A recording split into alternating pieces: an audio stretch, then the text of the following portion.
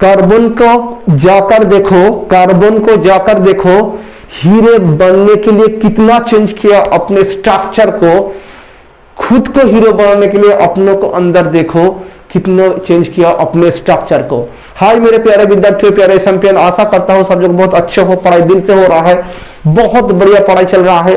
अब Coulomb's law जो journey चल रहा था, हम सबका क्या जर्नी चल रहा था, कॉन्सेप्ट ऑफ फिजिक्स को कैसे कॉन्फिडेंस ऑफ फिजिक्स में बिल्डअप किया जाए, उस सीरीज का आज कूलम्ब्स लॉ का बोर्ड के पर्सपेक्टिव से जितने भी सारे न्यूमेरिकल्स आ सकता है वो हमने लेकर आया है। कैलकुलेशन जो पार्ट है तुम्हें खुद करना है, मैं सिर्फ हर न्यूमेरिकल्स की जो प्रोसीड्यूर होगा वो हम यहाँ पर बता देंगे ताकि तुम्हारी लेक्चर ज्यादा लंबी ना बन जाए। हम यहाँ पर सारे कैलकुलेशन करते रह जाएंगे तो हमें लेक्चर लंबा बन जाएगा, तुम्हें भी बोर आ सकता है। तुम खुद पेन और पेपर लेकर सामने बैठ कर पढ़ाई करना, हर कैलकुलेशन खुद करना। मैं सारे न्यूमेरिकल्स यहाँ पर डिस्कशन कर दूंगा, लेकिन कैलकुलेशन का एंड तक तुम करते रहना। तो देखो, इस ब्रह्मांड के सबसे रोमांचकर हम सबका बहुत प्यारा सब्जेक्ट फिजिक्स, चलिए वही फिजिक्स की दुनिया में आज आता हूं। क्या कौन सी टॉपिक में हमारा ये यहाँ पर कूलम्ब्स लॉ का दूसरा वाला या पहला, right the Coulomb's law in vector form. Coulomb's का वेक्टर फॉर्म यूज करना है। देखो ये आईएससी में पूछा गया है, सिर्फ आईएससी नहीं बहुत सारे एक बोर्ड में ही पूछा गया है, हर स्टेट बोर्ड में शायद पूछा गया है, सीबीएसई में आया था, अब मैंने लिखा है सिर्फ आईएससी। तो कूलम्ब्स लॉ का वेक्टर फॉर्म तुम्हें बताना है। देखो क्या होता है, यहां पर एक पॉइंट लो, यहां पर एक पॉइंट लो, इसका पॉइंट जो लिया है मैंने उसका वेक्टर क्या है, सपोज समझो r1 वेक्टर, और इस पॉइंट का वेक्टर है r2 वेक्टर। क्या है, r2 वेक्टर। थोड़ा सा मैं हाईलाइट करके लिखता हूं ताकि तुम्हें दूर से भी नजर आए। ये है r2 वेक्टर, ये है r1 वेक्टर। r1 वेक्टर में तुम q1 चार्ज को रख दो, यहाँ पर q2 चार्ज को रख दो, तो तब ये इसको रिपल्स करेगा। ये भी प्लस है, ये भी प्लस है, प्लस प्लस को क्या करेगा बोलो, प्लस प्लस को रिपल्स करेगा। कौन सी डायरेक्शन में रिपल्स करेगा, ये इसी डायरेक्शन में रिपल्स करेगा। तो यहाँ पर वेक्टर फॉर्म में देखो, इसको हम लिख रहा हूं r वेक्टर, तो r कितना होगा, r1 triangle law, r1 plus r equals to r2, मतलब r equals to r2 minus r1। देखो triangle law, vector triangle law, ये अभी छोड़ो, ट्रायंगल लॉ आ रहा है ना, हाँ सर, ये जा रहा है ऐसे और ये एन तक ऐसा आ रहा है, तो ये प्लस ये r1 plus r equals to क्या हो जाएगा, r2 बन जाएगा। हाँ sir, r equals to r2 minus r1। Okay sir. तो यहां पर Q1 ने Q2 को कितना फोर्स अप्लाई करेगा, F equals to 1/4 pi epsilon not Q1 into Q2 by R vector का स्क्वायर।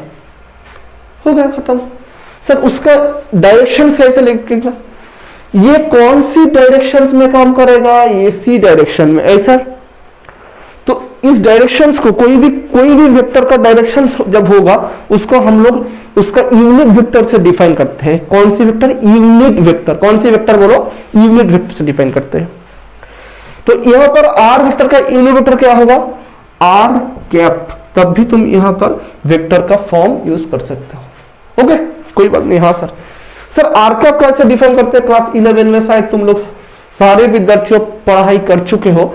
आर कैप क्या है, R cap equals to R vector upon R vector का मॉड होता है, यही तो आर कैप कहते हैं। तो इसका क्या बात आएगा, F equals to 1/4 pi epsilon not Q1 into Q2 R vector का whole square R vector by R vector का मॉड। हो गया।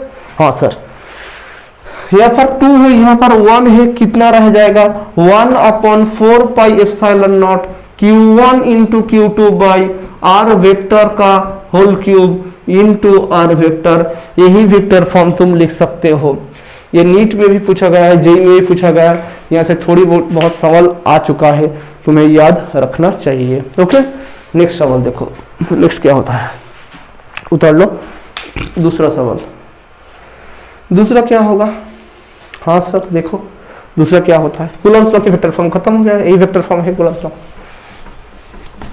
दूसरा, पेन एंड पेपर लेकर पढ़ाई करने में आओ, जो कुछ भी मैं बताता जाऊंगा वो सब कुछ तुम लिखते जाओ, तब भी तुम्हें फिजिक्स हमेशा के लिए लवर बन सकते हो। फिजिक्स का लवर बनाना ही मेरा काम है। मैं उम्मीद करते रहूंगा हर लेक्चर में तुम्हें ऐसा ही काम करते रहो।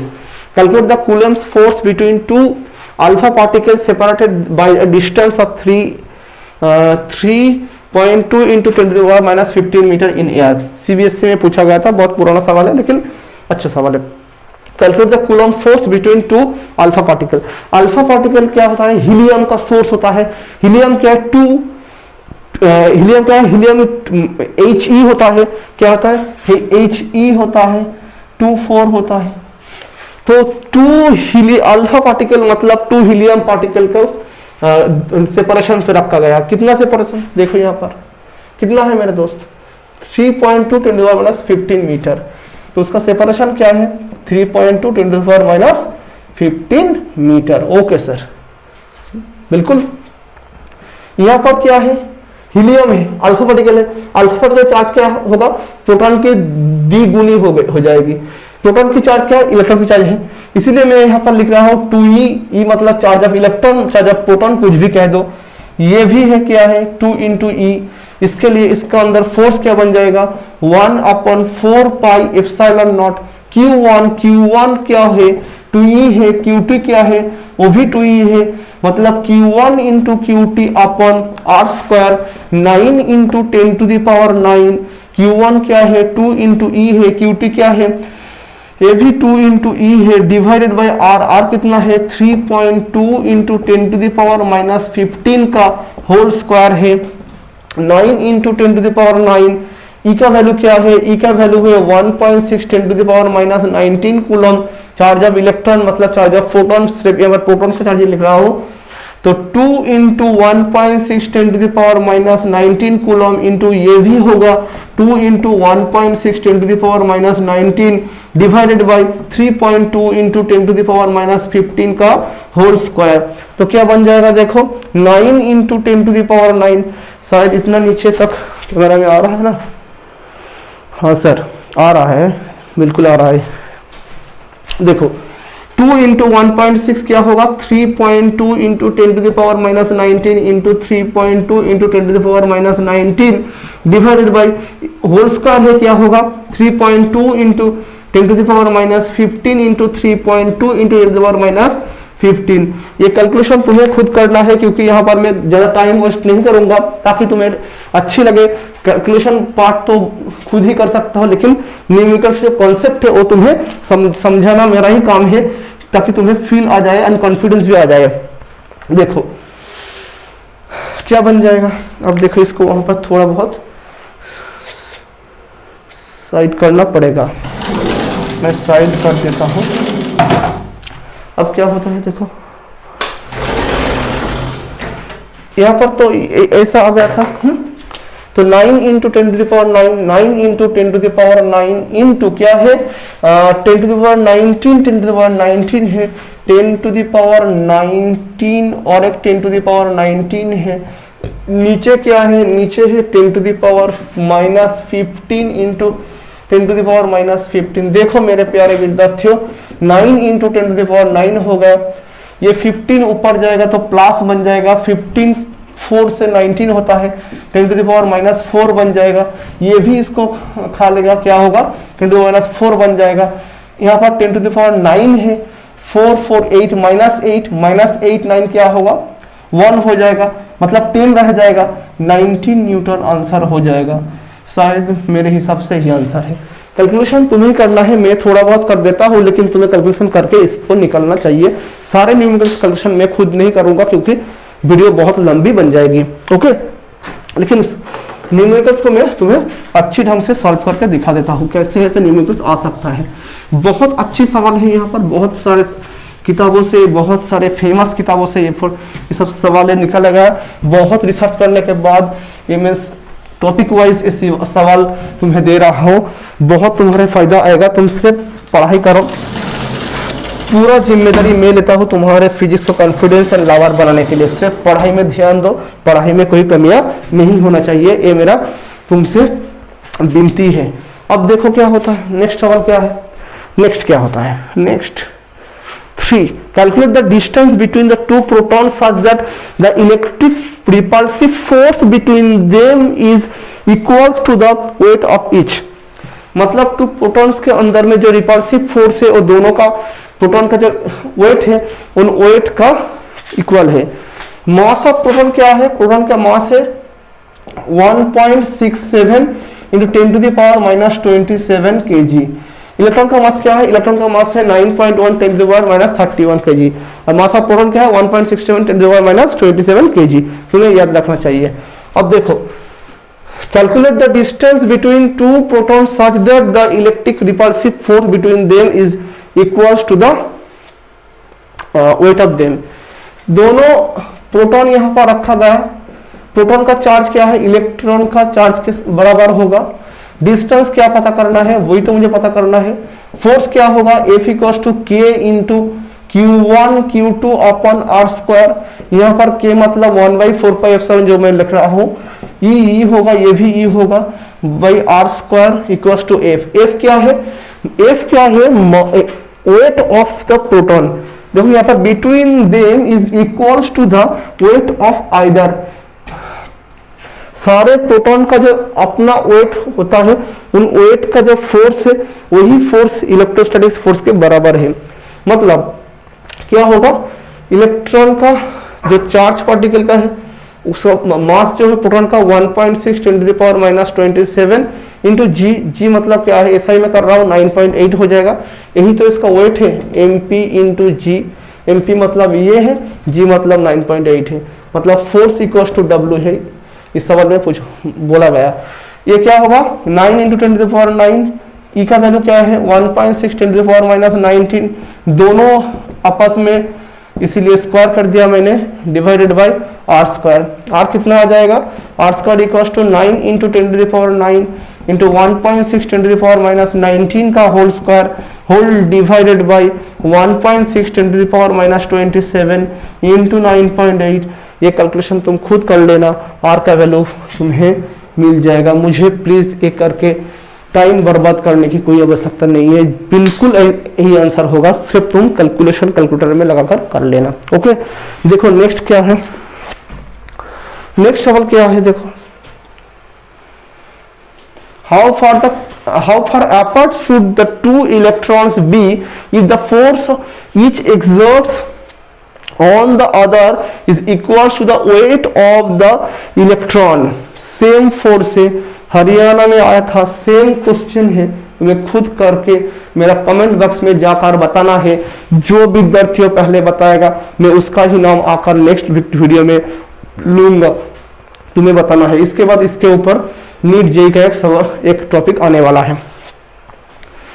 तो इलेक्ट्रॉन का मास भी दिया गया है 10 to the power minus 19 coulomb charge, mass 9.1 10 to the minus 31 kg। तो सेम सवाल है, तुम्हें इसका ही तरह सिर्फ यहाँ पर प्रोटॉन बताएगा, यहाँ पर इलेक्ट्रॉन बताएगा। तुम खुद इसको सॉल्व करके कमेंट में भेज देना। Two identical metallic sphere having unequal opposite charges are placed at the distance 0.9 meter apart in air. After bringing them in the contact with each other, they are again placed at the same distance apart. Now the force of repulsion between them is 0.025 Newton. Calculate the final charge on the each them. Okay, बहुत अच्छा सवाल है, बहुत अच्छा सवाल है। देखो क्या होता है,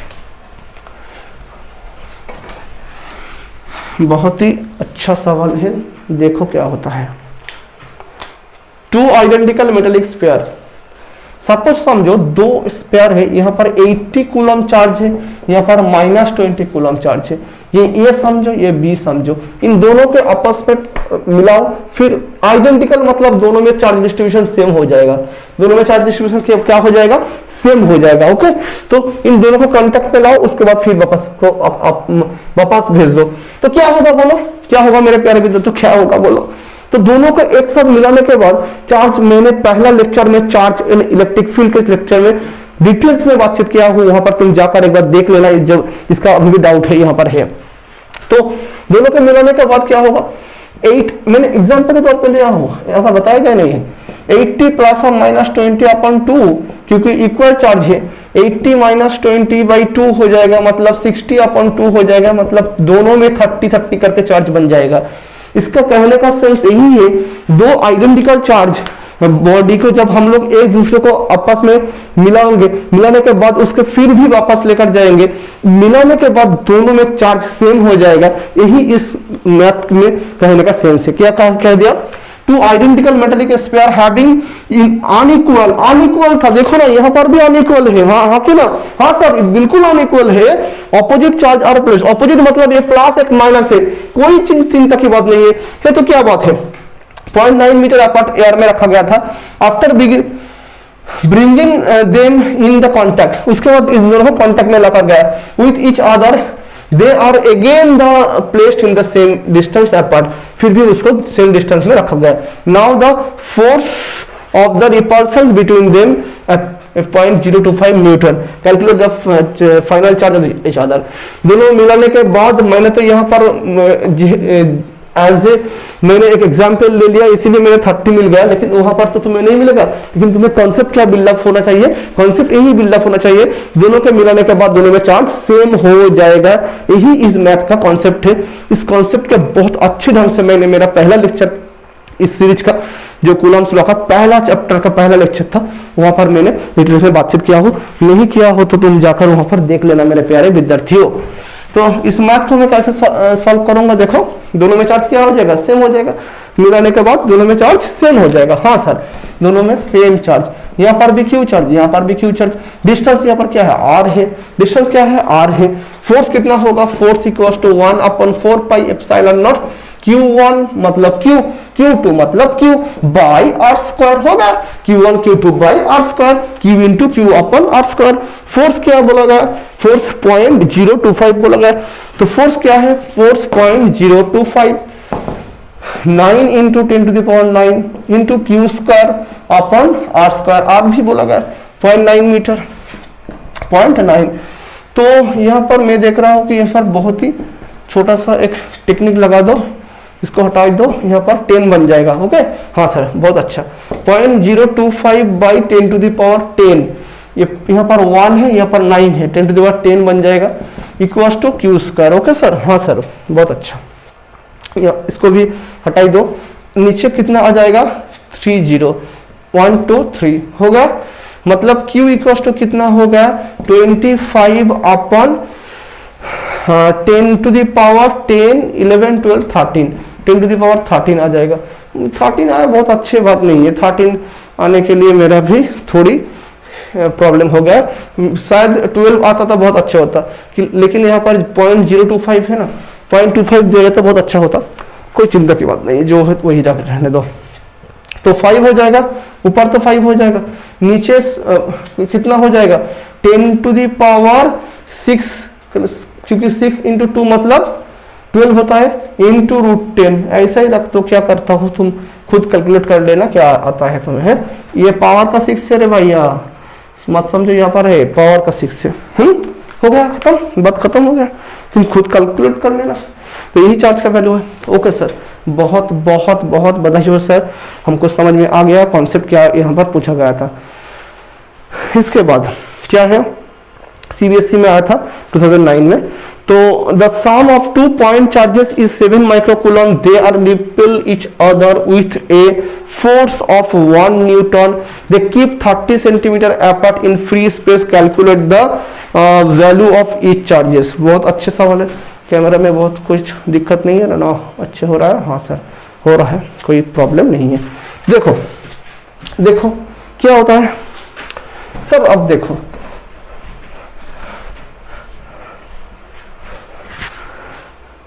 देखो क्या होता है, the sum of 2 point charges 7 microcoulomb, they are repel each other, दोनों चार्ज का सम, एक को समझो Q1, दोनों दूसरा का समझो Q2, दोनों का सम है 7 माइक्रोकूलम। माइक्रोकूलम को कूलम करने के क्या करना पड़ेगा, 7 इंटू 10⁻⁻6, सॉरी फैराडे मैंने लिख दिया, कूलम, ओके, Q1 Q2, इन दोनों को कितना दूरी में रखो, they are repel each other with a force 1 Newton when they keep 30 centimetre. 30 centimetre मतलब 0.3 मीटर, कितना 0.3 मीटर दूरी में रख दो तो दोनों चार्ज में रिपल्सन फोर्स कितना होता है 1 न्यूटन। कितना होता है मेरे प्यारे विद्यार्थियों 1 न्यूटन।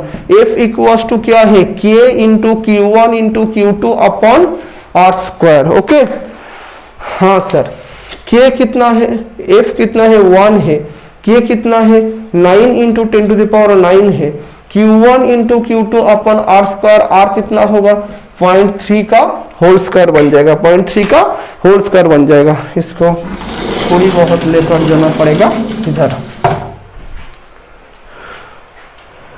पढ़ाई करते रहो मेरे प्यारे विद्यार्थियों, जिंदगी में कुछ आगे बढ़ने के लिए जिसके पास कुछ भी नहीं है उसके पास सिर्फ पढ़ाई के अलावा कुछ होना भी नहीं चाहिए। पढ़ाई करो, अपना सपना खुद बना पाओगे। 9 into 10 to the power 9 Q1 Q2 upon 0.3 का होल स्क्वायर। ओके 0.3 का होल स्क्वायर अब यहाँ पर लिखता हूँ, देखो 9 into 10 to the power 9 Q1 into Q2 upon 0.3 का होल स्क्वायर, 0.3 का होल स्क्वायर। ओके 0.3 का होल स्क्वायर मतलब क्या बन जाएगा 10 to the power 9 Q1 into Q2 by 0.3 into 0.3, ऊपर से जाएगा तो 100 बन जाएगा, नीचे 9 हो जाएगा, ये 9 इस 9 को हटाई दो, 2 0 मतलब 10 टू द पावर क्या होगा 11 हो जाएगा, और यहाँ पर क्या रह जाएगा Q1 इंटू Q2 रह जाएगा, मतलब Q1 इंटू Q2 क्या होगा 10 टू द पावर -11 है। ओके Q1 इंटू Q2 क्या होता है 10 टू द पावर -11 है। थोड़ा सा यहाँ पर एक रोशनी आ रहा है, इसीलिए इसको मैंने सही किया है ना, मैं देख नहीं पा रहा हूँ, कमरे में जाकर देख रहा हूँ तो शायद यहाँ पर रोशनी आ रहा है, उसको मैं ओमिट करके लिखूंगा। Q1 Q2 equals to 10 to the power -11। If Q1 plus Q2 वहां पर दिया है, Q1 Q2 सर कैलकुलेशन कैसे करूं, तो दोनों को सॉल्व करो, करने के बाद ही तो आएगा। तो क्वाड्रेटिक इक्वेशंस आए फिर भी तुम और एक तरीके से कर सकते हो, क्या है देखो Q1 plus Q2 equals to 7 into 10 to the power -6। तो यहाँ पर तुम दोनों साइड को स्क्वायर कर दो, स्क्वायर करने के बाद तुम्हें क्या मिल जाएगा a plus beta whole square का फॉर्मूला। क्या फॉर्मूला पता है तुम्हें, a plus beta whole square का फॉर्मूला है a minus beta whole square plus 4ab। Okay यही तो फॉर्मूला है ना। हाँ सर, चलिए Q1 माइनस Q2 का whole square plus 4 into ab Q1 into Q2 equals to 7 into 10 to the power -6 का होल स्क्वायर। ओके हाँ सर, Q1 इंटू Q2 का वैल्यू पता है, यहाँ पर Q1 Q2 का वैल्यू यहाँ पर वैल्यू को पुट कर देता हूँ, Q1 माइनस Q2 का whole square plus 4 into 10 to the power -11। Okay क्या होगा, इधर जाओ 7 into 7 49 into 10 to the power -6 into 2 मतलब 12 बन जाएगा। हाँ सर, तो क्या होगा Q1 माइनस Q2 का whole square equals to 49 into 10 to the power -12 minus 4 into 10 to the power -11। शायद तुम्हें यहाँ से बहुत ही अच्छी ढंग से पता चल जाएगा क्या Q1 माइनस Q2 क्या है। यहाँ से Q1 माइनस Q2 का पता करने के बाद यहाँ पर Q1 plus Q2 equals to, इसे एक नंबर समीकरण कह दो, और यहाँ से Q1 माइनस Q2 निकलकर यहाँ पर 2 समीकरण बना दो, दोनों को तुम सॉल्व करो, सॉल्व करने के बाद तुम्हें Q1 Q2 पता चल जाएगा। तो तुम्हें कैलकुलेशन देखो भैया, एक क्लास 7 8 9 का कैलकुलेशन है, इनमें ज्यादा फोकस मुझे करना नहीं है, मुझे तो सिर्फ तुम्हें सिखाना है फिजिक्स कैसे करना है। ओके तब देखो इसके बाद क्या होता है, सॉल्व करके कमेंट बॉक्स में जाकर तुम्हें खुद आंसर भेजना चाहिए। देखना चाहता हूँ कितने सही आंसर देते हो मेरे प्यारे विद्यार्थियों, मेरे हृदय का टुकड़ा कितना हो तुम लोग कर सकते हो। अब इसके बाद देखो, इसके बाद क्या है, find the dimensional formula of epsilon not. ये एसी वर्मा सर का पहला सवाल है, तुम खुद कर सकते हो, लेकिन मैं तुम्हें थोड़ा सा हेल्प कर देता हूँ कैसे तुम्हें करना चाहिए। एप्सिलॉन नॉट का डायमेंशंस क्या है, एप्सिलॉन नॉट का डायमेंशंस क्या है, क्या होगा? हाँ सर बोलिए क्या होगा? F equals to 1/4 pi epsilon not Q1 into Q2 upon R square. यहाँ से एप्सिलॉन नॉट को ऊपर भेज दो, epsilon not equals to 1/4 pi into F into Q1 into Q2 upon R square. Okay, ये 4 पाई को जो कांस्टेंट है ये तो डायमेंशनलेस क्वांटिटी है, इसको हटाई दो, एप्सिलॉन नॉट क्या बन जाएगा? Q1 into Q2 upon 4 F into R square. Q1 का डायमेंशन क्या है? IT है, AT है, तो इसको AT भी लिख दो। ये भी क्या होगा? AT हो जाएगा। दोनों AT को तुम मल्टीप्लाई कर दो एंड नीचे ML_2 होगा, क्योंकि ये क्या है? फोर्स का डायमेंशन है। R क्या है? लेंथ है। लेंथ क्या होगा? L स्क्वायर बन जाएगा। मतलब A²T² divided by m into L cube into 2⁻²। इसको ऊपर लेकर जाओ, क्या देखता है? देखो m⁻⁻1 नीचे कैमरा में आ रहा है। हाँ सर आ रहा है। m⁻⁻1 l⁻⁻3 a⁻2 t⁻, ऊपर जाकर +2 बन जाएगा, +2 + 2 +4 बन जाएगा। मतलब एप्सिलॉन नॉट का डायमेंशन तो यहाँ पर निकल कर आ चुका है। ओके, देखो दूसरा क्या होता है।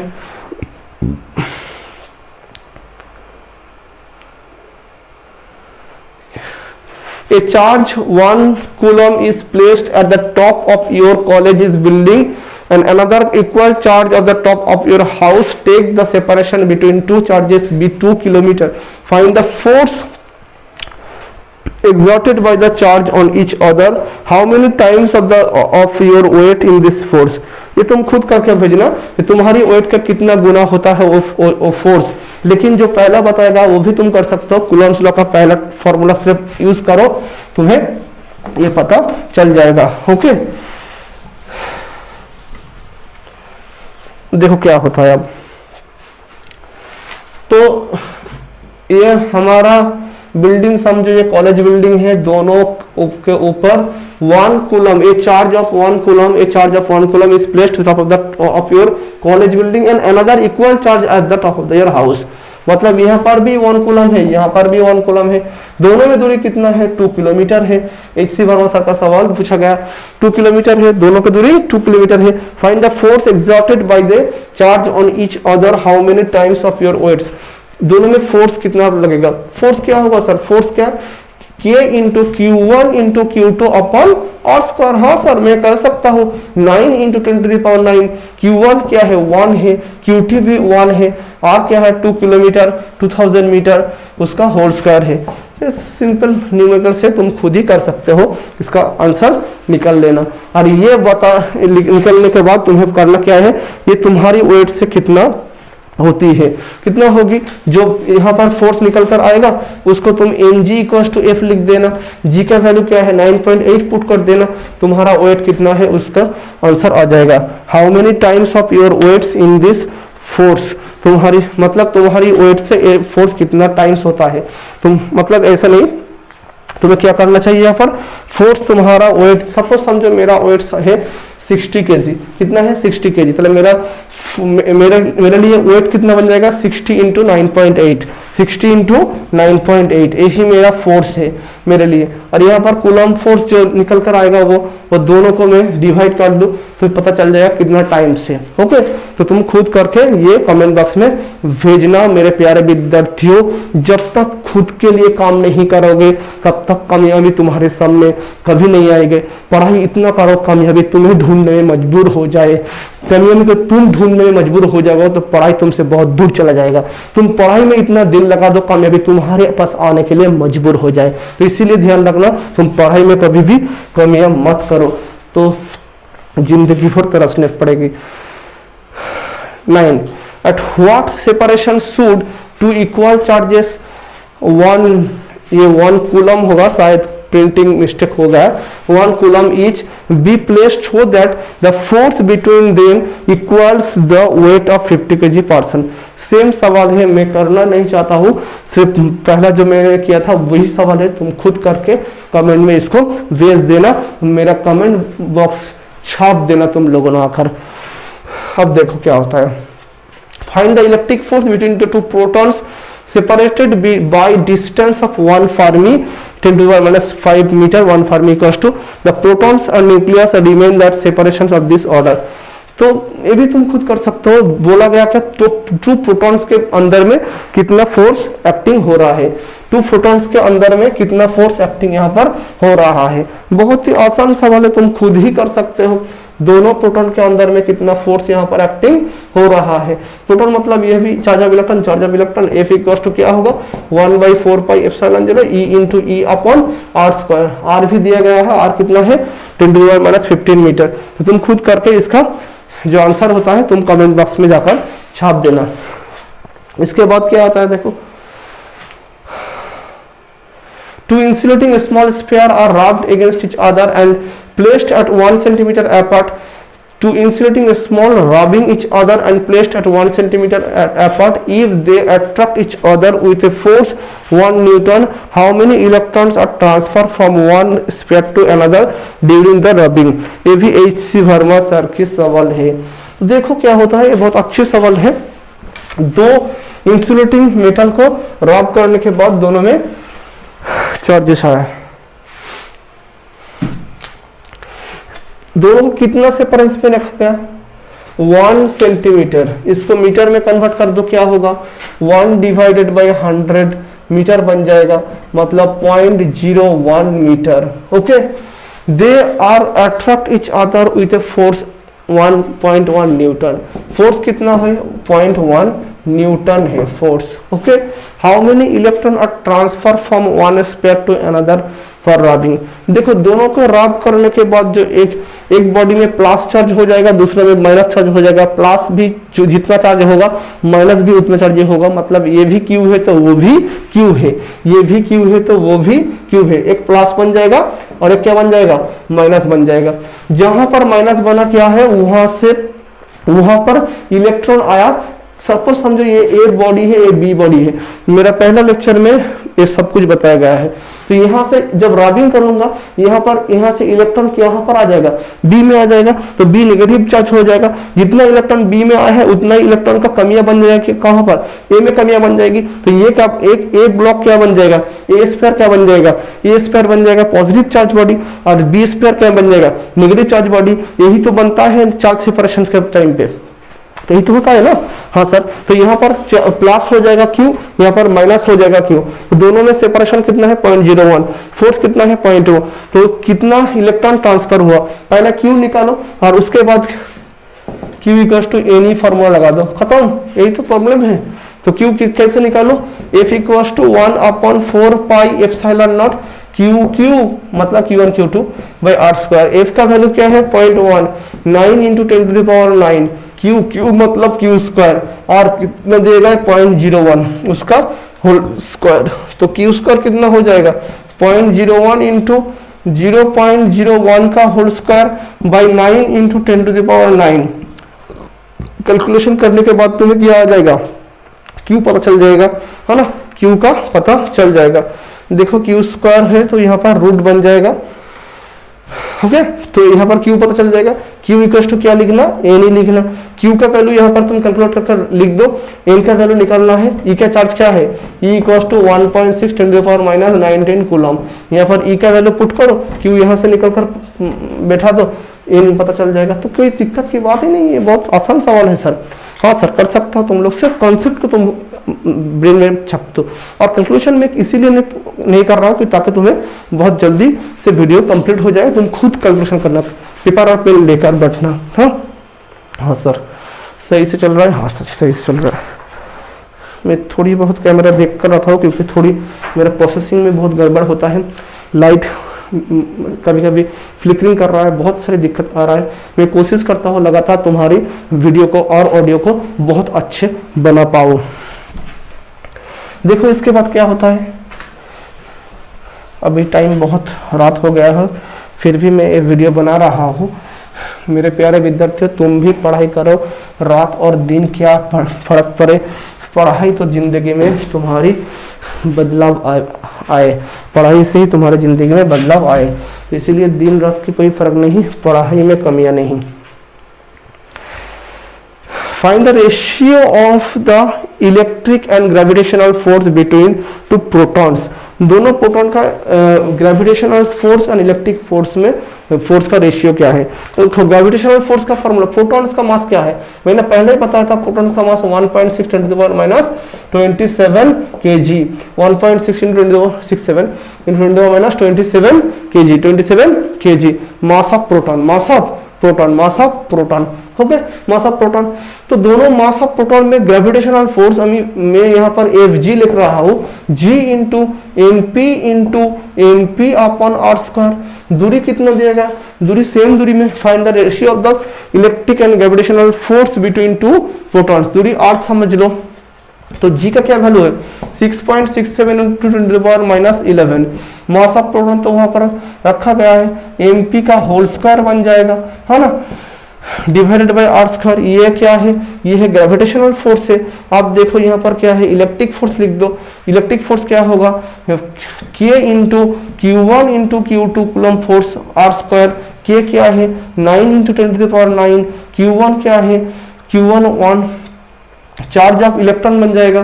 चार्ज ऑफ इलेक्ट्रॉन 1.6 × 10⁻19 कूलम है, उसका भी होल स्क्वायर हो जाएगा क्योंकि दोनों ही प्रोटॉन है, divided by R square. R तो सेम रह जाएगा, एफ ही हुए, मतलब यहाँ पर कैसे किसको पहले रखना चाहिए, electric force then gravitational force, मतलब F e upon F G. F e क्या है, एफ ही तो यही है, एफ जी ये है, ये उल्टा हो जाएगा 9 × 10⁹ इंटू 1.6 × 10⁻19 उसका होल स्क्वायर डिवाइडेड बाय क्या होता है आर स्क्वायर इंटू ये ऊपर चला जाएगा, ऊपर जाने के बाद आर स्क्वायर हो जाएगा, नीचे 6.67 × 10⁻11 इंटू एम पी, यहाँ पर लिख देता हुआ एम पी का होल स्क्वायर। यहाँ पर आर स्क्वायर को हटाई दो, बाकी तो तुम्हें करना पड़ेगा। यहाँ पर 9 × 10⁻9 1.6 × 19 6.67 × 10⁻11 एमपी का मास यहाँ पर दिया गया है, उसको रख दो, रेशियो कर दो, आंसर तुम्हें आ जाएगी। तो तुम्हें कैलकुलेशन जो कैलकुलेट का पार्ट है, मतलब कैलकुलेटर में जो लगाना है वो तुम्हें खुद करना है, ओके। देखो अब क्या है, 2 point charges having the equal charge separation by the 1 meter distance experience force 8 Newton. What will be the force experienced by them?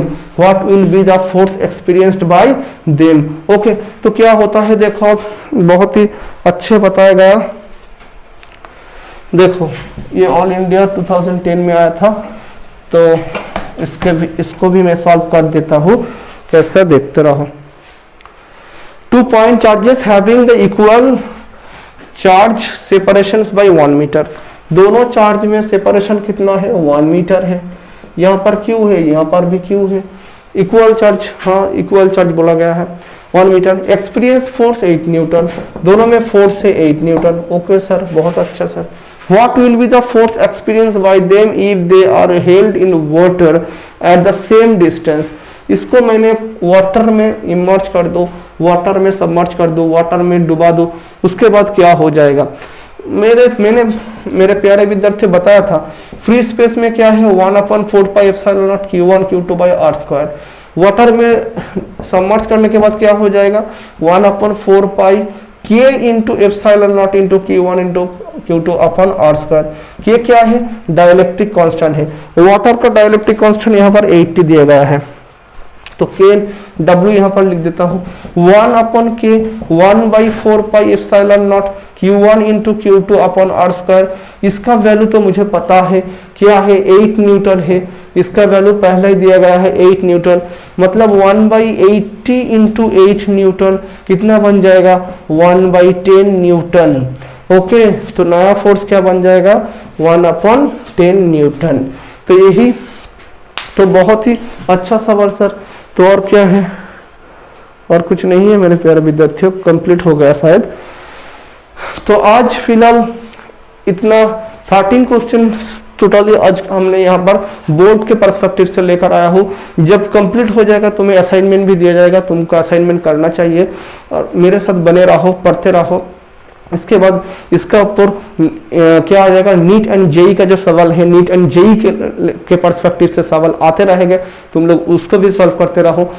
जिसको जितना जरूरत है उसको उतना ही करना चाहिए, करो। सपोज समझो किसी को बोर्ड की जरूरत है तो सिर्फ बोर्ड के लेवल तक ही पढ़ो, इसके बाद जो लेक्चर आने वाला उसको छोड़ दो, कोई दिक्कत की बात नहीं है। इसको सिर्फ थ्योरी चाहिए, कोई न्यूमेरिकल्स नहीं चाहिए, तो वो थ्योरी तक ही करो पहला लेक्चर, उसके बाद 2 वीडियो अलग बात दो, उसके बाद फिर आए तीसरा लेक्चर जो थ्योरी के अंदर होगा, उसके बाद दोनों लेक्चर आ जाएगा न्यूमेरिकल्स का बेस। मतलब तुम्हें जिसका रिक्वायरमेंट है तुम उसी ढंग से देखते रह जाओ, तो तुम्हें कोई चिंता की बात नहीं।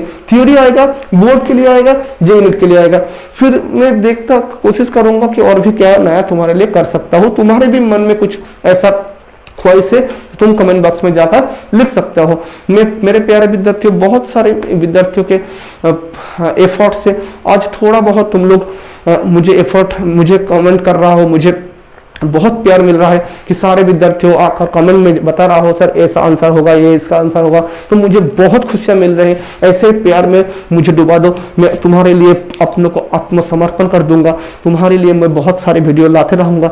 आज इतना ही, मिलते हैं नेक्स्ट लेक्चर में, तब तक के लिए टाटा, जय हिंद।